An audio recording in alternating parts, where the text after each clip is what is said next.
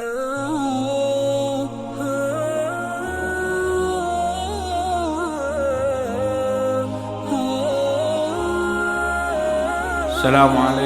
warahmatullahi wabarakatuh.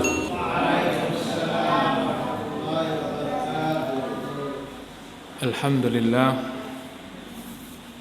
wassalatu wassalamu ala rasulillah wa ala alihi wa ashabihi wa mawalah. Amma ba'da. Malam hari ini kita akan melanjutkan ayat 113, 114 dan 115. A'udzu billahi minasy syaithanir rajim. Bismillahirrahmanirrahim.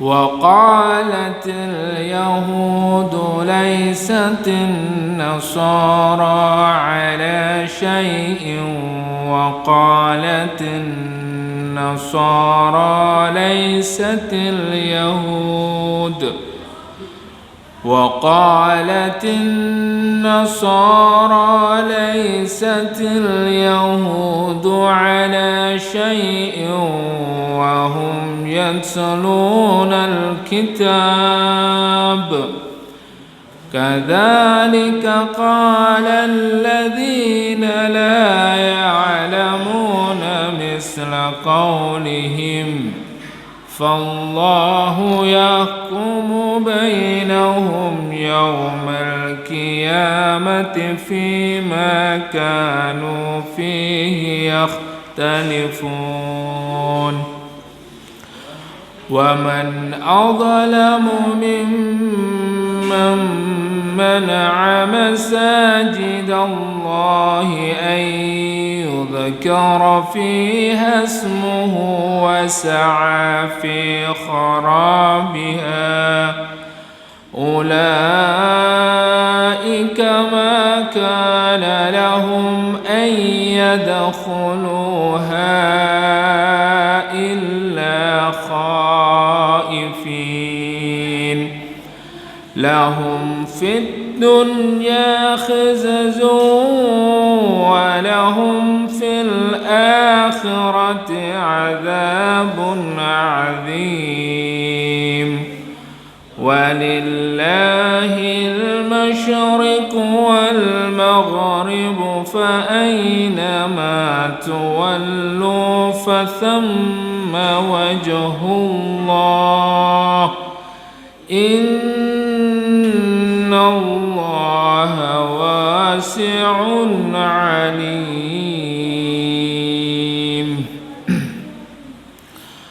وقالت اليهود ليست النصارى على شيء.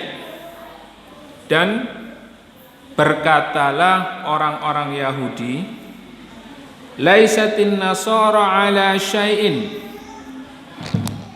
bahwa orang-orang Nasrani itu tidaklah mereka di atas kebenaran. Jadi mereka mengolok-olok orang Nasrani. Siapa? Orang-orang Yahudi. Ya, jadi ini ayat ini masih berkaitan tentang kedengkian orang-orang Yahudi. Wa qalatin nasara laisatil yahudu ala syai'in. Sebaliknya, orang-orang Nasrani itu mengatakan bahwa orang-orang Yahudi itu mereka juga tidak berada di atas kebenaran. Jadi orang Yahudi mengatakan orang Nasrani itu, orang Kristen itu salah. Ya, mereka itu tidak berada di atas kebenaran. Begitu juga orang Yahudi, orang Nasrani mengatakan orang Yahudi itu juga salah.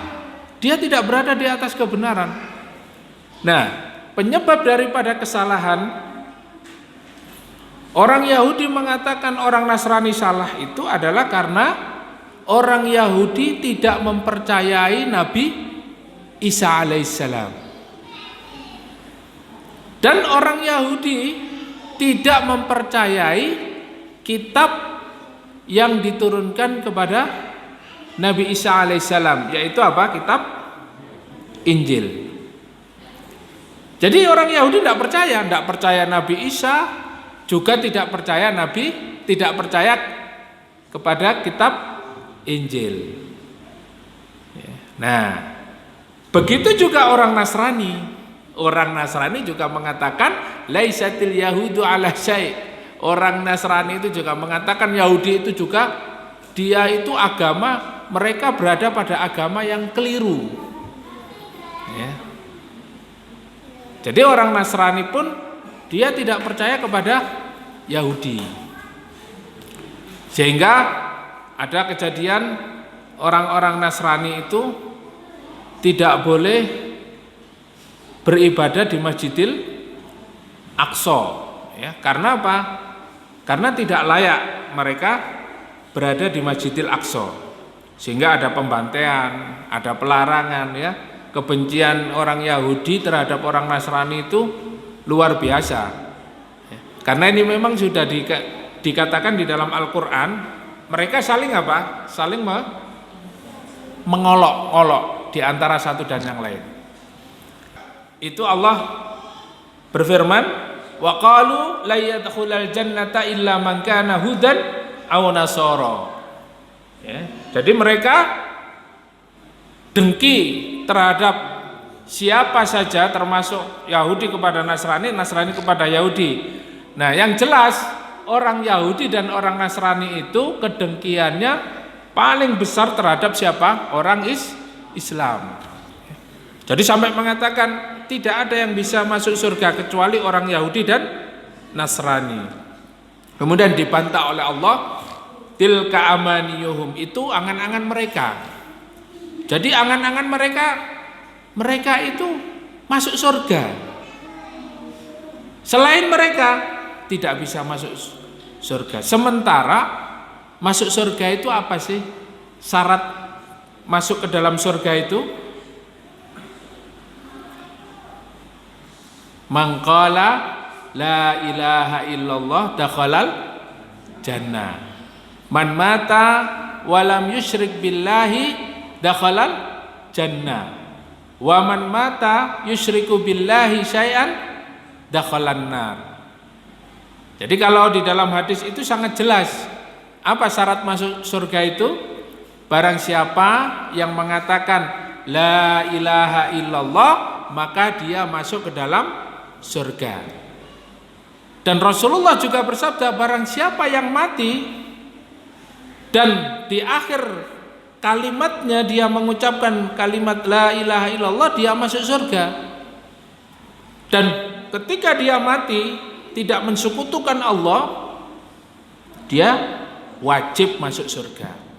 Dan sebaliknya, barang siapa yang meninggal dunia, mati dalam keadaan mensekutukan Allah, maka dia masuk ke dalam neraka. Nah, sedangkan orang Yahudi dan Nasrani itu yakin masuk surga, orang Islam tidak bisa masuk surga. Nah, tapi kadang-kadang kalau melihat kondisi orang Islam sendiri itu juga ada yang nggak yakin gitu loh. Ada yang nggak yakin dengan agamanya, akhirnya murtad, mengganti agamanya dengan agama Yahudi dan Nasrani. Naudzubillah min dzalik. Ada yang tidak murtad, tidak keluar dari agamanya, tetapi amalan-amalannya, perbuatannya itu selalu melakukan perbuatan dan amalan yang dilakukan oleh orang Yahudi dan Nasrani, yaitu apa? Mensekutukan Allah, ya. Beribadah kepada selain Allah. Nah, ini sebetulnya kita masuk pada pembahasan akidah, ya. Masuk kepada pembahasan masalah tauhid. Nah, mungkin perlu dites Pak, pemahaman tauhidnya jamaah Dzikrullah ini ya.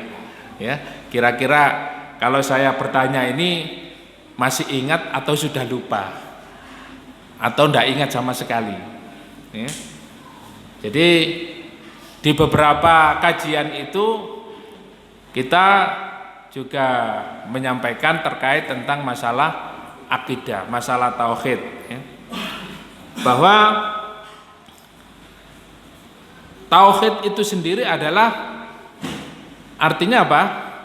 Ifradullahi bil ibadah, yaitu mengesahkan Allah, mentauhidkan Allah dengan apa? Beribadah kepadanya saja. Nah, ini tauhid. Nah. Dan tauhid itu sendiri adalah salah satu kaidah atau satu ilmu yang sangat penting untuk kita fahami dan kita miliki. Kenapa? Karena itu miftahul jannah, kunci masuk surga. Lah kalau kita tidak paham tentang tauhid, ya bagaimana kita mau masuk surga? Sementara kita tidak paham, tidak mengenal Allah, tidak mengenal rububiyatullah, tidak mengenal uluhiyatullah, tidak mengenal asma wa sifat. Nah, disinilah tentu nanti panjenengan sedaya ya, Bapak Ibu, saudara-saudari sekalian untuk bisa memperdalam terkait dengan ilmu tauhid. Kenapa? Ini akan bisa meningkatkan keyakinan kita dan keimanan kita kepada Allah. Kalau tauhid kita lemah, ya kita ini menjadi orang Islam yang tidak yakin kepada Allah, kepada Rasulullah, kepada Al-Quran, bahkan tidak yakin kepada Islam. Ya ini. Nah, kalau kita sebagai seorang mukmin saja tidak meyakini Islam ini sebagai agama yang benar, maka kita ini tentu jauh sekali kalau dibandingkan dengan orang-orang Yahudi dan orang-orang Nasrani. Keyakinannya luar biasa. Bahkan tidak ada yang masuk surga kecuali Yahudi dan Nasrani. Bahkan Yahudi juga mengatakan orang-orang Nasrani itu agamanya tidak benar. Orang Nasrani juga mengatakan orang-orang Nasrani itu agamanya tidak benar. Sementara di dalam Al-Quran disebutkan oleh Allah Subhanahu wa taala, innad dina indallahil Islam. Sesungguhnya agama yang diridhoi di sisi Allah itu apa? Islam. Masih belum yakin kepada Islam? Masih belum yakin? Yakin. Ya.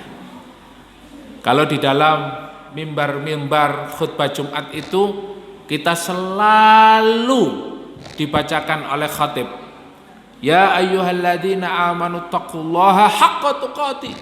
Wahai orang-orang yang beriman, bertakwalah kepada Allah dengan sebenar-benarnya takwa. Wala tamutunna illa wa antum muslimun, dan jangan kalian mati kecuali dalam keadaan menjadi seorang muslim. Masya Allah, perintah Allah ini adalah menegaskan kepada kita sebagai seorang muslim agar kita meninggal dalam keadaan muslim, di atas agama Islam. Lah hari ini orang itu tidak banyak yang memahami Islam. Bagaimana menjadi seorang muslim yang benar itu tidak paham. Malah banyak mereka itu yang memiliki pemahaman justru menentang syariat Islam. Ya, bahkan ada spanduk atau slogan, Islam yes, syariat Islam no. Paham kira-kira Pak? Hari ini kita mendapatkan kondisi umat Islam seperti itu. Ya, Islam yes, syariat Islam no. Ya. Kita melaksanakan ibadah-ibadah di dalam agama Islam ini, sebagian kita laksanakan, sebagian dibuang. Ini persis karakternya, sifatnya seperti orang Yahudi. Jadi tidak konsisten. Bahkan kitab yang diturunkan kepada mereka itu dibuang, ditaruh di belakang punggungnya. Sekarang pun begitu. Umat Islam, ya, kalau dikalkulasi, dihitung berapa sih yang melaksanakan Islam itu sesuai dengan apa yang diperintahkan oleh Allah di dalam Al-Quran ini. Mengatur semua kehidupannya dari masalah, ya, bangun tidur sampai urusan-urusan yang paling kecil, ya, masuk WC pun itu diatur di dalam Islam. Dari urusan bangun tidur sampai urusan politik itu diatur di dalam Islam. Tetapi hari ini mereka mengambil ajaran-ajaran Islam itu, syariat Islam itu bagian-bagian yang disenangi, bagian-bagian yang cocok. Yang tidak cocok, yang tidak sesuai dengan hawa nafsunya, maka ajaran-ajaran Islam atau syariat Islam itu ditinggalkan, ya, dibuang. Bahkan hari ini berusaha untuk disingkirkan dari kehidupan umat Islam. Ya. Ibadah adalah semua yang mencakup apa saja yang dicintai oleh Allah dan diridhoinya, minal aqwali wal a'mal, yaitu dari perkataan dan perbuatan, adh-dhahira wal batina, baik yang nampak maupun yang tersembunyi, itu ibadah. Jadi makna ibadah, arti daripada ibadah itu bukan cuma sholat, puasa, zakat, haji, apalagi baca Quran, qiyamul lail, bersedekah, bukan hanya itu, ya. Jadi pengertian ibadah itu adalah segala sesuatu yang mencakup apa saja yang diridhoi oleh Allah dan dicintainya, baik perkataan maupun perbuatan, yang nampak zahiran wa batinan, yang nampak maupun yang tersembunyi. Jadi ketika panjenengan bekerja, berangkat dari rumah, mencari nafkah untuk keluarga, ini kira-kira amalan ini dicintai oleh Allah tidak? Ketika jenengan bismillah, niat ingsun berangkat nyambut gawe bojo anak, gawe keluarga lillahi ta'ala, bismillah, niat karena Allah, mencari ridho Allah, dan pekerjaan yang jenengan lakukan itu halalan thayyibah, ya, jual kebab, jual jual roti Maryam, jual madu, ya, jual handphone, ya, jual sesuatu yang dihalalkan oleh Allah. Nah, apakah pekerjaan atau amalan ini termasuk ibadah? Termasuk ibadah atau bukan? Ibadah. Kenapa ibadah? Karena dicintai dan diridhoi oleh Allah. Jadi kalau niatnya jenengan itu berangkat kerja karena Allah, maka dicatat oleh Allah sebagai ibadah. Ya. Jadi guru, mengajar di sekolahan, mengajar karena Allah, ingin mendidik generasi robbani, ini termasuk ibadah apa bukan? Ibadah. Ya. Kemudian bekerja, bertani misalnya, bertani, pekerjaan itu dicintai dan diridhoi oleh Allah, maka bertani, pekerjaan itu masuk bagian daripada ibadah. Masya Allah, ini seorang muslim. Tidak hanya yang zahir, tetapi ketika kita mencintai saudara kita karena Allah, mencintai saudara kita karena Allah, itu pun sudah termasuk ibadah. Bahkan kita punya niat, nanti saya kalau taklim di Masjid Dzikrullah, saya mau memberikan hadiah kepada saudara saya. Sampai Dzikrullah lupa, waduh, lali. Niat yang sudah ada di dalam hati diniatkan untuk mencari ridho Allah dan untuk mencintai saudara kita karena Allah. Karena apa? Tahadu tahabu. Ya, salinglah kalian itu memberi hadiah, karena itu akan muncul, akan ada kecintaan di antara kalian. Maka dia memberikan hadiah itu karena Allah. Niatnya itu, ya, meskipun amalnya itu belum terlaksana, maka itu sudah dicatat sebagai ibadah. Ya. Karena itu adalah amalan hati. Kayak ini. Apalagi ya. La yabraha hadhil umma illa bima saluha awwaluha. Tidaklah umat ini menjadi baik kecuali kembali kepada generasi pertama. Siapa? As-salafus soleh. Siapa salafus soleh itu? Sahabat, tabi'in, dan tabi'ut tabi'in. Jadi orang yang generasi pertama yang jelas kebenarannya dan dijamin oleh Allah, dan juga Rasulullah mengatakan khairul quruni qarni tsummal ladzina yalunahum tsummal ladzina yalunahum. Sebaik-baik generasi adalah generasiku, yaitu sahabat yang bertemu dengan Rasulullah, kemudian tsummal ladzina yalunahum tabi'in, tsummal ladzina yalunahum tabi'ut tabi'in. Nah, terus bagaimana generasi hari ini? Generasi hari ini kira-kira terjamin tidak kebenarannya ini? Nah, ini sulit kita menemukan sosok, ya, atau seorang figur atau, ya, ulama yang betul-betul memiliki ketegasan, keberanian sebagaimana para sahabat tabi'in dan tabi'ut tabi'in, zuhudnya, waroknya, baroknya, ya, seluruh karakternya. Maka kita harus mencontoh atau mencari ulama-ulama yang mengikuti as-salafus soleh, ya, sehingga kita berada di atas kebenaran.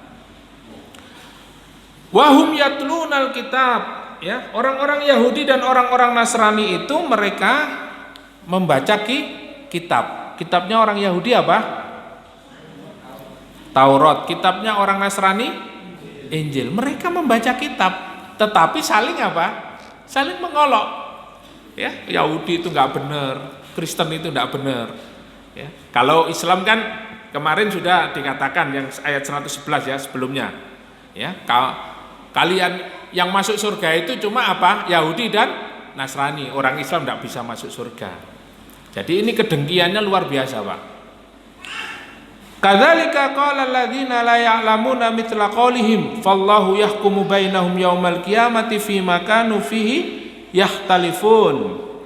Demikianlah orang-orang yang tidak memiliki ilmu. Mereka berkata, dan perselisihan di antara orang-orang Yahudi dan Nasrani sampai hari kiamat nanti, ya, selesainya kapan? Selesainya nanti ketika sudah saatnya kiamat tiba. Fallahu yahkumu, maka Allah lah yang menjadi hakim perselisihan di tengah-tengah mereka pada hari kiamat. Ya, terkait apa yang diperselisihkan itu nanti Allah yang menentukan siapa yang benar. Orang Islam yang benar atau Yahudi atau Nasrani. Nah ini, ya, karena mereka adalah orang-orang yang tidak berilmu meskipun mereka baca kitab. Oleh karena itu Bagaimana kita bisa mengetahui keadaan seperti ini? Ya, kita harus tolabul ilmi, kita harus belajar. Seperti hari ini kita belajar tafsir. Tafsir itu apa? Tafsir itu menjelaskan kalimat-kalimat yang ada di dalam Al-Quran supaya kita tahu maknanya secara mendalam. Kalau kita hanya membaca terjemahannya, kita tidak tahu maksudnya. Tapi kalau kita mempelajari tafsir ini, kita akan mengetahui makna dan kandungan. Sebagaimana para sahabat dan para ulama menjelaskan tentang makna kalimat per kalimat daripada Al-Quran ini. Nah, sehingga di dalam ayat ini orang-orang Yahudi dan orang-orang Nasrani itu saling berselisih. Wa man adlamu mimman mana'a masajidallahi ayyudhkara fiha ismuhu wa sa'a fi kharabiha. Dan tidak hanya itu kedengkiannya, mereka saling mencaci maki, ya, bahkan kepada umat Islam itu mereka mengatakan kalian tidak bisa masuk surga. Bahkan Islam itu adalah agama yang tidak membawa kemaslahatan. Islam itu teroris, Islam itu radikal, Islam itu intoleran, macam-macam. Itu kedengkian mereka. Bahkan ya, ayat selanjutnya, siapa yang lebih zalim? Wa man adzlamu mimman mana'a masajidallah, yaitu mereka melarang, ya, orang-orang Yahudi dan orang-orang Nasrani ini melarang orang untuk apa? Untuk ayyadhkura mimman mana'a masajidallahi ayyudhkara fiha ismuhu wa sa'a fi kharabiha, yaitu melarang orang untuk berzikir di dalam masjid. Ya, sudah sering saya sampaikan, makna zikir itu bukan hanya kita melafadzkan kalimat thayyibah, subhanallah walhamdulillah wa la ilaha illallah wallahu akbar, la haula wa la quwata illa billah, la ilaha illallah wahdahu la syarikalah, lahul mulku wa lahul hamdu yuhyi wa yumitu wa huwa ala kulli syai'in qadir. Itu kalimat-kalimat thayyibah, itu juga zikir. Tetapi ketika di dalam masjid itu zikir menurut para ulama itu adalah tolabul ilmi, menuntut ilmu. Dalam artian apa? Majelis ilmu. Ya. Mereka itu tidak pantas memasukinya kecuali dengan rasa takut kepada Allah. Mestinya orang-orang yang berada di Masjidil Haram, orang-orang yang berada di Mekah itu adalah orang-orang yang memasuki Mekah, beribadah di dalamnya dalam keadaan takut kepada Allah. Begitu juga kita, ketika kita berada di dalam masjid, di rumah Allah, tidaklah memasuki rumah Allah itu kecuali orang-orang yang di dalam hatinya memiliki rasa takut kepada Allah. Nah, sekarang banyak orang itu yang hanya jasadnya berada di masjid, tapi hatinya tidak sedikit pun takut kepada Allah. Masjid hanya dijadikan sebagai sebuah aktivitas saja, tetapi hatinya tidak sedikit pun takut kepada Allah, menumbuhkan rasa takut dan taat kepada Allah Subhanahu wa taala. Malah royoan infak masjid. Nggih napa mboten? Nggih kata.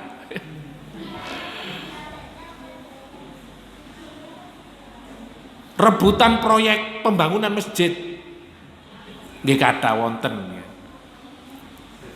Nah, disinilah kondisi hari ini seperti itu. Lahum fid dunya khizyun wa lahum fil akhirati adzabun adzim. Oke, terakhir, orang yang seperti itu di dunia dia akan mendapatkan kehinaan dan di akhirat dia akan mendapatkan azab yang sangat pedih. Walillahil masyriqu wal maghribu fa innama tuwallu fa thamma wajhullah innallaha wasi'un alim. Terakhir, bahwa sesungguhnya milik Allah itu yang di timur dan yang di barat. Di mana saja kita itu menghadapkan wajah kita, maka di situ ada Allah Subhanahu wa taala. Innallaha wasi'un alim, dan sesungguhnya Allah Maha luas dan Maha mengetahui. Artinya apa? Ini kabar gembira. Jadi kalau kita beribadah kepada Allah, melaksanakan sholat, tidak harus di masjid, di kendaraan bisa, ya. Semua bumi ini, ya, semua bumi ini dalam keadaan suci, ya. Jadi ketika kita berada dimanapun, di hutan, ya, misalnya dalam keadaan perang, dalam keadaan apa saja, ini kita diperbolehkan untuk melaksanakan ibadah kepada Allah. Karena apa? Timur dan barat itu adalah milik Allah Subhanahu wa taala, dan di mana saja kita berada, maka di situ ada Allah Subhanahu wa taala. Ya, sehingga ini kabar gembira bagi umat Islam, juga bagi Rasulullah Shallallahu alaihi wasallam dan para sahabatnya waktu itu. Ketika itu Rasulullah ketika di Madinah 17 bulan Rasulullah itu sholatnya menghadap ke Baitul Maqdis, ke Al-Aqsa, ya, ke Al-Aqsa 17 bulan. Rasulullah nggak nyaman, Rasulullah sedih. Orang Yahudi senang, wah ternyata Muhammad sholatnya menghadap ke Baitul Maqdis, ya, ke tempat ibadah kita, ya. Seakan-akan podo, wah podo ini, ya, sak dulur, ya, wah dihormati sak dulur. Begitu ada perintah, ada nasakh mansukh, ya. Kemudian ada perintah bahwa ketika Rasulullah selalu menengadahkan ke langit kepada Allah, dan Allah tahu hatinya Rasulullah itu apa? Cinta kepada Mekah, cinta kepada Baitullah, ingin beribadah menghadap ke Baitullah, ke rumah Allah yang dibangun oleh Nabi Ibrahim alaihissalam. Akhirnya apa? Turunlah ayat, ya. Sehingga apa? Sehingga diperintahkan Rasulullah untuk melaksanakan sholat itu menghadap ke Baitullah, ke Masjidil Haram, sehingga hanya menggeser sedikit gini, ya. Nah itu nanti insya Allah ada di dalam tafsir ini, nanti ayatnya nanti kita akan membahas untuk pergeseran ketika sholat menghadap ke Al-Aqsa, ya, ke Baitul Maqdis, kemudian beralih ke kiblat, ya. Kiblat hari ini, sampai hari ini kita sholat menghadap kiblat, ya, ke Masjidil Haram, ke Ka'bah. Nah ini ada asbabun nuzulnya. Nah di antaranya ayat ini, ya, menjelaskan tentang itu, sehingga apa? Di mana saja ketika kita beribadah kepada Allah, di situ ada Allah Subhanahu wa taala. Walillahil masyriq wal maghribu fa aynama tuwallu fathamma wajhullah innallaha wasi'un alim.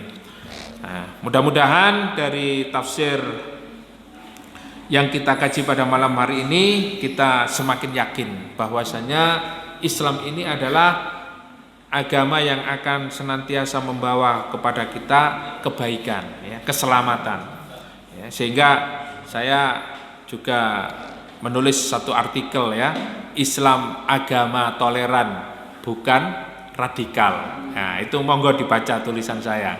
Nah itu tulisan itu ya juga berdasarkan pengamatan, juga sedikit ya mungkin kajian kita. Karena apa? Karena agama Islam hari ini sudah dilegitimasi, ya, dianggap sebuah agama yang radikal, identik dengan kekerasan, ya. Apalagi ini sudah semakin hari diisukan macam-macam. Nah, kalau orang itu tidak punya akidah yang kuat, keimanan yang kuat, goyang dia. Ya Islam biasa-biasa aja lah, ya. Islam bahkan dia akan menuju kepada Islam moderat. Ya, Islam moderat, yaitu tadi manhajnya apa? Manhaj pramuka, ya. Di sini senang, di sana senang, di mana-mana senang. Artinya apa? Ya nang neraka, ya. Ya mengamalkan amalan ahlun nar, ahli neraka, juga ahli jannah. Nah, tapi tidak tahu nanti ketika meninggal dunia apakah masuk bagian ahlun nar atau ahlul jannah. Naudzubillah. Ya, semoga Bapak Ibu yang dimuliakan oleh Allah, kita senantiasa istiqomah, sabar, sabat, dan mudah-mudahan Allah mewafatkan kita dalam keadaan husnul khatimah. Amin amin ya rabbal alamin. Aqulu qouli hadza wa astaghfirullah li wa lakum. Mohon maaf atas segala kekurangan. Jazakumullah khairan katsiran. Kita tutup majelis ini dengan membaca doa kafaratul majelis. Subhanakallahumma wa bihamdika asyhadu an la ilaha illa anta astaghfiruka wa atubu ilaik. Tsumma assalamu alaikum warahmatullahi wabarakatuh.